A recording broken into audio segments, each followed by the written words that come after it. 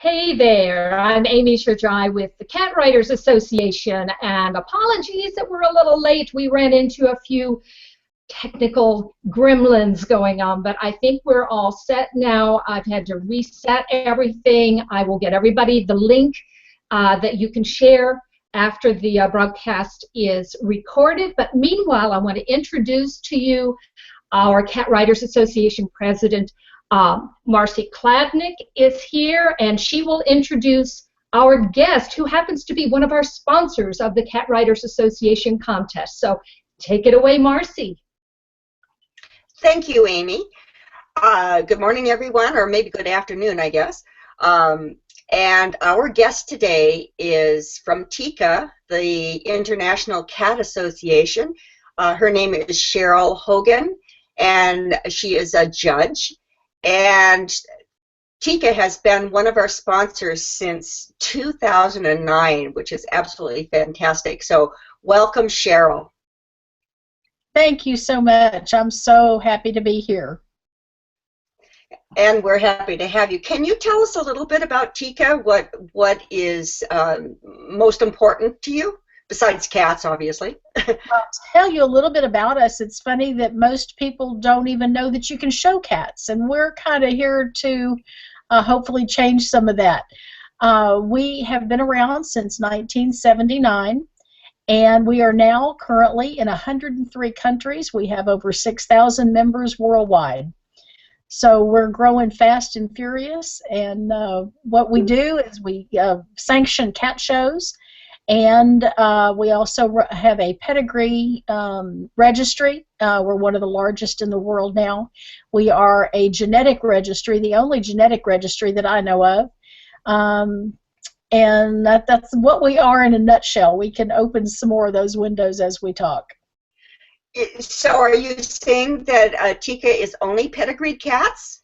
No, absolutely not. We are also the first and one of the only now registries that allows household pets, what we call household pets, or non-pedigreed cats, maybe rescued or feral cats that you might have adopted.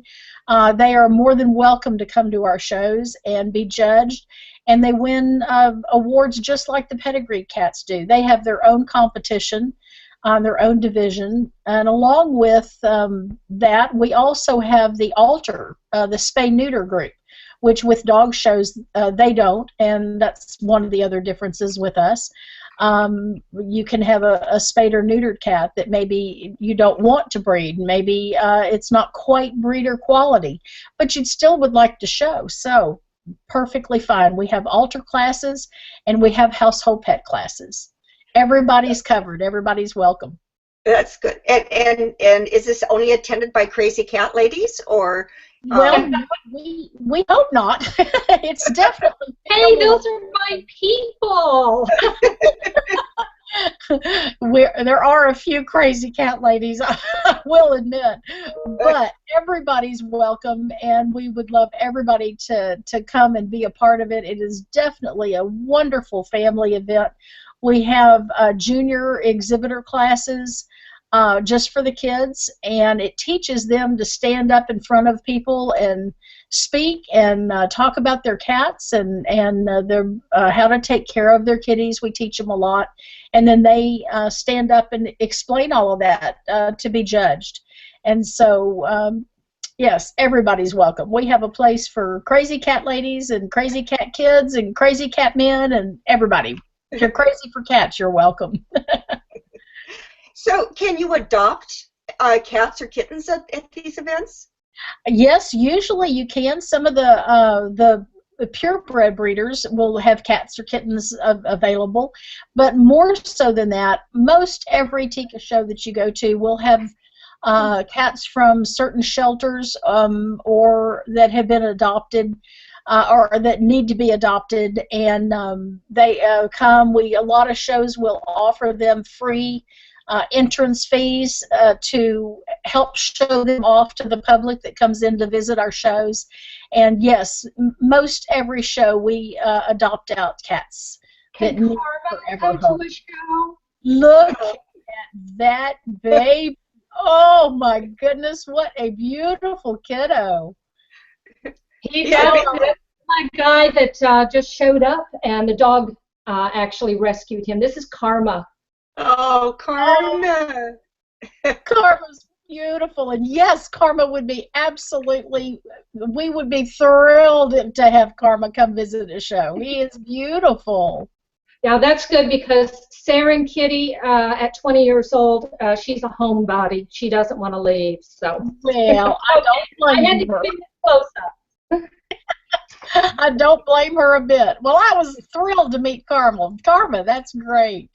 One other real quick plug. I wanted to show people.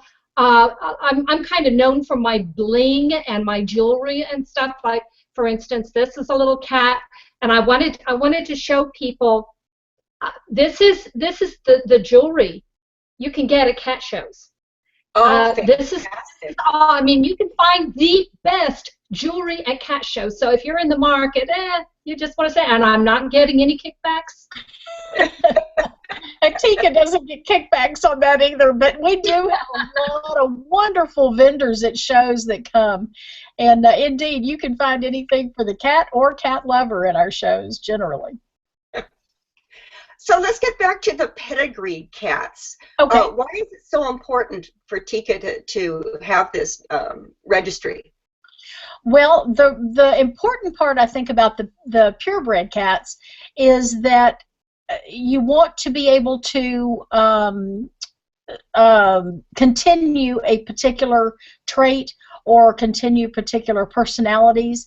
Some breeds can be just wired off the wall, bouncing around, having fun, super hyper, and others are just the other end of the spectrum that we call them, you pick them up and vacuum underneath them kitties.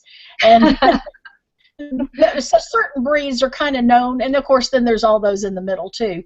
But if you want to preserve those things, if you want to preserve the taillessness of a cat, if you want to preserve any particular trait, then you have to, or the way to do that is through the purebred pedigrees, and to know who was in the pedigree 3 and 4 and 5 generations back before you breed this particular litter.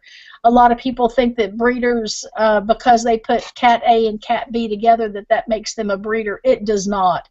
God bred that litter, okay? You just put them in the same room. But, you know, a good breeder knows how to read their pedigrees, and that's why it's so important to have an accurate registry, which we strive very, very hard for. So that you know what you're putting together and what you're going to get out of it. That's fantastic. Can I jump in just? Yeah, I want to jump in just real quick because you talk about the personalities, and I think for those folks like myself, I don't have a pedigreed cat, but they're just as precious to me. We want to make sure the cats stay in their home. So if you know the personality, you can the cat breeders and the professional breeders can guide you and say, hey, this Abyssinian's going to swing from your drapes, maybe you want a Persian kind of thing, and that's going to keep them in their homes. Right, and some breeds get along with kids and other pets well, and some maybe don't. Maybe they're a little more shy. So, yes, indeed, there's something for everyone. If you've got this huge, gigantic family that's just going and bustling all the time, certainly you would want a cat that'll keep up with that. And so, yes, absolutely, you're exactly right. So there really are traits that are specifically to the breeds then. I mean, I've heard that Russian blues are hyperallergenic. Is that true? No, ma'am. I was waiting for that. I'm sorry. All the Russian blue breeders are going to be hating me now, but no, they're not. I believe that there is a particular line of Siberians that I've heard that do have a hyperallergenic quality. But the thing with allergies is it depends on what it is you're allergic to. If you're allergic to the cat hair, that's one thing. If you're allergic to the dander, which forms on the hair, that comes from the cat's saliva. And when they lick themselves, it dries and then it flakes off. And it could be that that's what you're allergic to. It just depends on what you're allergic to. You could be extremely allergic to cat A and not at all to cat B. But none of that has much to do with the breed, other than possibly the one Siberian lines that I've heard of. And they do make allergy medicines for it anyway, so. And I will also tell you that 90% of people who show cats are severely allergic. So if you come to a show and you need a little medication, we've got Benadryl and Claritin, and we'll take good care of you. You'll be just at home with us. I wanted to ask you, because I know you have, right now you have a current litter of Scottish Folds. I do. And you could tell us a little bit about, because I don't think everybody realizes that it's not necessarily that easy to put a fold with a fold and have healthy kittens. And can you talk a little bit about the responsibilities that breeders have to face to make sure, and maybe even going forward, to identify and get rid of some of the issues in particular breeds? Yes, absolutely. We are a genetic registry, and that's one of the things that we really look into strongly, is not just the colors of the cats and things like that that we want to bring forward, but also the health. And there's certain lines have heart issues, and certain breeds might have kidney issues, and certain breeds like the Scottish Fold, you cannot breed fold to fold. But we didn't know that in the beginning. It took years for breeders to understand that, and it's a learning process. And I think one of the wonderful things about TICA is that our breeders love to talk about our breeds with other breeders and take notes on, you know, what maybe the ragdoll might share with the Burman, or, you know, who knows what. But we also have a lot of genetic testing that we do. The better, you know, the breeders that show, I'll put it that way. There are breeders that don't show, but generally the breeders that show are very, very cautious about these things, because we certainly want the betterment of the cat. We're not, I'm speaking for myself now, and 90% I think of the better breeders out there, we're not in this for the money, and if you are, get out immediately, because you're fixing to lose everything. Well, also, and it's not just exclusive to the pedigreed cats, of course, because, for instance, the hypertrophic cardiomyopathy, some of the research that's been done in some of those breeds, that's helping the random bred cats and the kitty on your back porch. Yes, absolutely. That's so true. So true. The more we learn, you know, there's the WIN Foundation and several other of the foundations. TICA has one too, called TIFF, and a lot of these are really putting excellent money into looking into the genetic makeup of cats and the whole genome behind them. If you're looking for somebody to support one of those two organizations. They are really going great guns of fire right now, looking into all of this and giving us great strides on diseases, not necessarily anything that's a genetic problem, but just a disease that they might catch. And they're just really helping cat lovers everywhere, all cats. I have actually the WIN Foundation in my living trust, so that's cool. Oh, good for you. Good for you. We all need to do that. Oh, yeah, along with a few other cat organizations. Can you tell us, when you judge, what is it that you're looking for? Oh, I would love to. Each breed has a written standard of perfection that says this particular breed should be, for instance, if it were a Persian, should be short to the ground, should be square-bodied, should have nice large nice large boning, big round heads, little short tail to go with all that short cobbiness, big round eyes, little ears. Okay, and then you get to the Siamese. And then the Siamese is judged by their standard of perfection that says this cat is very long and very lean, very tall, long, fine bones, whippy tail, beautiful triangular shaped head. We don't want that big round head. We want the triangular shape with the ears that go out.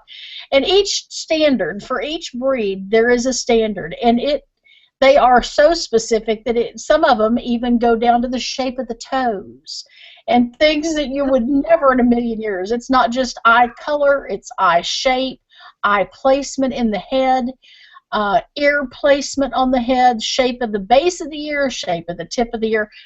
Very detailed, very detailed. And so we judges need to know all of that. For each breed, we have 63 breeds now.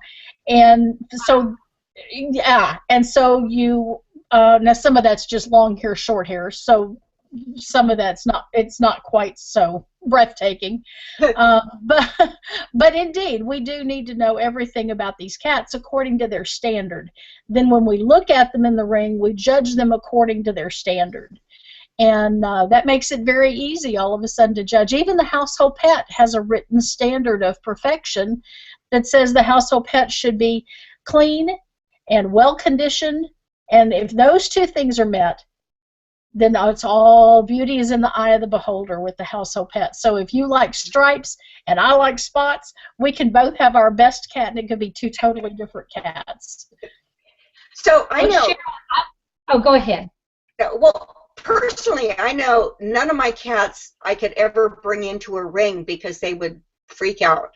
So the cats that do come to the shows, are they basically trained since kittenhood to be around people and handled and yes, we do start them off as young as we can, and some cats are made to show off, and some cats would rather just be under your bed or under your covers, and then there's those in between, that like it one day and they may not like it the next, and you just kind of have to watch your kittens as they grow up, or cat. I've seen people bring in a 10-year-old cat off of the street and give it a bath and put it in the show, like with these shelters when they come in and enter our shows. They'll bring in a 10-year-old cat who's just been altered last week and put him in the class, and he does great. Some cats are just born show cats, and some are just not, and we just don't show those. If the cat's not happy, take it back home. We don't show the unhappy kitties. Well, something I wanted to ask you about, because I think there's a lot of people that may be watching this that have never been to a cat show, but have seen dog shows on TV. We've got the Westminster show every year, and there's a lot of shows that are televised, and you see the dogs running around the ring and the people that are running along with them, and do you have to hire somebody to show your cat? And something I really like is at cat shows you can learn from the judges. At dog shows, it's a secret. You don't know why that dog won. It's just 1, 2, 3 are the ones that win. At the cat show, the judge gives kind of a running commentary, and I love it because you find out what the judge really liked. That's true. That's true, and it's a lot of fun for people to come watch that. No, with the cat shows, we don't. It's not like kitty herding. We're not out running our cats around the floor. They are the judges take them out of their cages and put them on a table in front of them, and then they can, with their hands, they can feel. Oh, look at what I hear in the background there. Yeah. Is that your old lady? This is my old lady, and Karma was trying to lay on top of her. She didn't like that, so I had to rescue her. Look at how beautiful is she. This is Saren, and she's my Siamese wannabe. She's a seal point Siamese, and she is Siamese colored. She is a beautiful baby. Now, she just showed up one day. I know. She wouldn't want to show. So anyway, no, the cats are not let loose or on leashes or taken around the floor in any way. They're judged hands-on on the judge's table, and then the judge will present them and show them and show to the audience. And yes, the TICA judges and any cat show judges, we do during our finals, most in particular, which are the top 10 cats in each category. We do say this cat has an outstanding ear set. This cat has beautiful coat texture, you know, and we'll show you the coat texture. Has beautiful eye color, and we might not mention the fact that its tail is not quite long enough or something like that. We just blow right over that. We just won't mention that at all. So yes, and now I don't want everybody to go to the show thinking, well, they didn't talk about the tail, so it must be a bad one. No, that's not true. We just talk about the highlights and what we like in each individual breed. Great. Marcia, why don't we talk a little bit about TICA is a Cat Writers Association sponsor of our contest for several years now, so I'll let you two discuss that because it's kind of a sad story, but it's also kind of an uplifting story how all of this came about. Well, actually, go ahead. No, the award specifically is the Carrie Winters Rescue and Rehabilitation Award. And I'm a fairly new member of CWA, so I really don't know the story of Carrie Winters other than the fact that I know that it was very tragic. So if one of you want to fill that in, and then Cheryl, you can continue. Amy, you might know more about that even than I do. Okay, well, Carrie Winter she was a longtime Cat Writers member, and she was passionate about Siamese rescue. And she died very suddenly and very unexpectedly under tragic circumstances, and they're still really not clear what happened. And so there were some members that were very close to Carrie and decided to promote getting an award named in her memory. I believe Darlene Arden was very instrumental in doing that and approached some of the principals there at TICA who jumped at the chance to honor one of the cat's world's own, essentially. And so this is an award. I think it started in 2009 and has been presented each year to the entry that best represents Carrie's vision of supporting rehabilitation and rescue for kitty cats. That's wonderful. And yes, I did not know all of that. I knew pieces of it, but I didn't know the whole story. I think it's very important for TICA and cat writers to join together because I think it's important. We both have things to say about how to take better care of your cats and how to better love your cats. And I think with our expertise and y'all's talent to write about it and make it palatable for everybody to understand, I think we are made to go together. I think it's wonderful that we're partners. Well, that's something that we should point out, that members of TICA, not only Cheryl, but there are many judges, people that all different breeds, rescues. I know there are vet techs in the organization. These are experts that Cat Writers members can tap for our articles, and I think it's a match made in heaven because that benefits above all the cats. Absolutely, which is all of our number one. That's our number one goal, is to put the cat on a pedestal and let's just love it, take good care of it the best way we can. Yeah, absolutely. And you're going to be joining us in Phoenix, are you not, in June? Yes, I believe so. It may not be me personally, but yes, I believe TICA will definitely be represented. If it's in Phoenix, I predict Vicki Fisher, our just recent past president, will be there for sure. That's right in her neck of the woods. That's fantastic. We look forward to welcoming you. she and I joined you all several years ago in White Plains, and that was my first association with you all, and I had a wonderful time. Your seminars, your banquet, everything was just so much. It was wonderful. I had a great weekend. So if I ever get the chance to do that again, I certainly will. But I'll bet Vicki will be there this year. Yeah. White Plains was my first two conferences also with CWA, and I remember fondly going to the cat show that was there. Yes, yes. And that was my first experience at a cat show too. Oh, wonderful! That's wonderful. I call it cat juggling. Yeah. I call it cat juggling because you come in, and for people who haven't been to a show, you have these gorgeous long-haired cats like the Persians with this long flowing fur, and so the judges, to present it properly, they'll floof them through the air, and then the slinky cats like the Siamese, they'll stretch those babies out. So it's great fun, and the cats seem to enjoy it as much as the people do, if not more.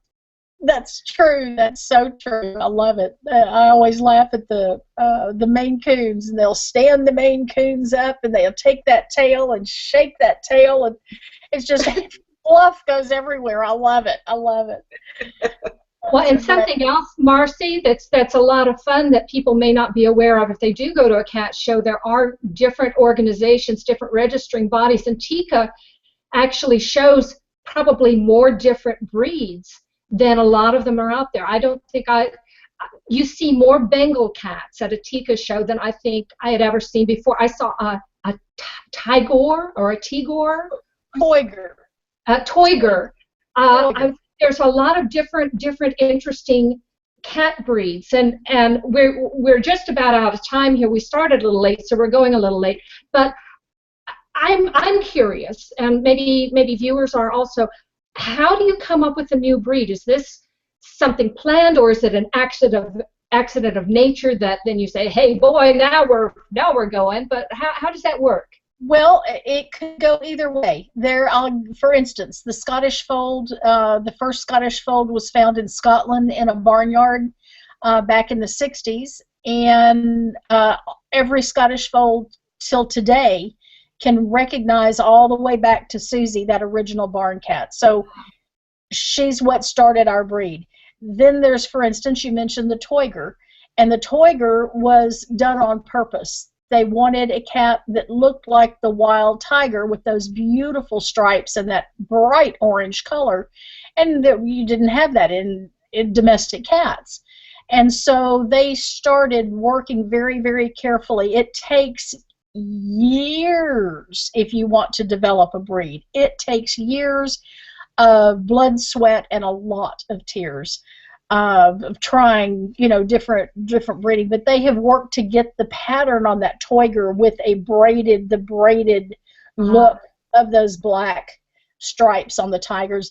They've got the little white circles under their eyes like a tiger, the little tiny round ears like a tiger has.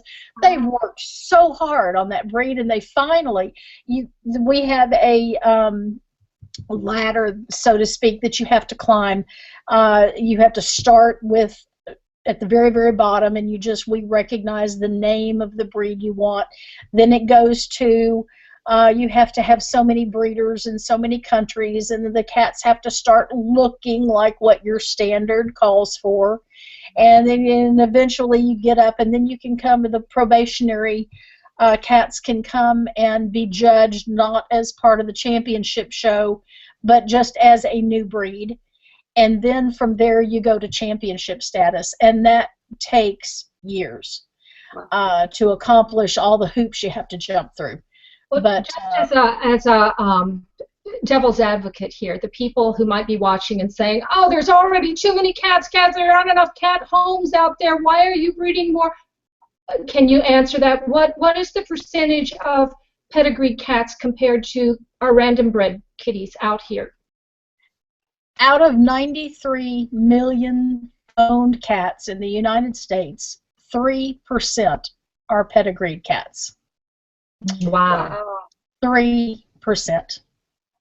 So now, people look at your beautiful cat, Amy, and say, oh, well, that's a Siamese, and they all of a sudden lump it in the Siamese category. You know, that pattern that your cat shows is just a color. It's just a color. Right, she's pointed, and so that does not make her a Siamese. That makes her a seal point colored kitty cat. Mm-hmm. And so, you know, a lot of what people think are breeds are not, that's not, they're just a particular color. So, you know, every black and white dog is not a Dalmatian. Every you know, I mean, every solid blue cat you see is not a Russian blue. It's not a British short hair. It's, you know, it's a blue colored kitty. So I think a lot of times people think something is purebred or pedigreed, and it's not. There's 3%. We work very hard with spay and neuter. We do not sell our pet kittens that do not have a spay and neuter agreement, and 90% of the breeders now are spaying and neutering before they ever let the cats out of their home. So we work very, very hard. You don't see pedigreed cats on the street. People call me and say, oh, I found a Maine Coon. No, probably you didn't, because the odds of those Maine Coons running around on the street are not grand, unless, of course, you live in Maine, and then there might be some Maine Coons born. That's where they came from. But the odds of finding a Russian blue running down the street are so unlikely. I can name 5 Russian blue breeders in the United States. What are the odds one of their cats are running loose on the street and you found it? Not great. So yeah. Anyway, there's not a whole lot of purebred cats out there, and again, the reason we do it is to preserve personalities and traits and things like that that are important to some people to be able to own a cat. So just an odd question here: is a polydactyl a breed or an anomaly? It's just a trait. That's all it is. It's just a trait. It means they have an extra toe or toes on their front or back or both feet. Yeah, it's not a breed at all. It's just a trait. Any breed can have it. We all breed against it, with the exception of one breed in TICA that allows it. Yeah, and the Hemingway cats in Florida. Yes, and those pretty babies. You bet. You bet. Yeah. They're cute. Okay, and then you wear a little. I'm sorry. Go ahead. No, I was just saying we're just about out of time, but we can go on. We could go on talking about cats forever here. So, what have we not asked you that you think would be really important for people to know about pedigreed cats, about TICA, about the programs? You know what? What's your driving force? What do people really need to know about TICA? I think I could probably sum that up. A couple of weeks ago, I was asked to do a veterinary conference and introduce TICA to some of these veterinarians. And 80% of the people that came by our booth, oh, I had no idea you could show cats. You mean you register cats? And I think that's my number one, that's my heart's desire, my heart's cry. This may be just a personal thing, but I want to shout from the rooftops, yes, you can register your kitty cat. You can bring it to a cat show tomorrow. It is a wonderful hobby. It is family fun. It is, you make the best friends you will ever make in your life. It's just it's wonderful. It's a wonderful hobby. It's absolutely great. So that's what I'd like to shout from the rooftops today. Come be a part of TICA. We would love to have you. Great. I'll join. Well, thank you so much for those who did tune in live and were patient with us getting this up. And thank you very much, Cheryl, for giving us some insider information there. And thank you again to President Marci, our CWA President, and for Cat Writers Association. And I'm Amy Shajai, and I will be posting this this recorded video to YouTube shortly. So the whole world can share it and find out more about pedigreed cats. Yes, Amy, Marci. Oh, Cheryl, yes. Cheryl, I got one more. If they would absolutely string me up by my toes if I didn't tell you this. We'd love everybody to go to our website. It's www.TICA, the International Cat Association, TICA.org. Come visit us. We'll make sure and get that up on the link there. Good. Thank you so much, everybody. Wave. Bye.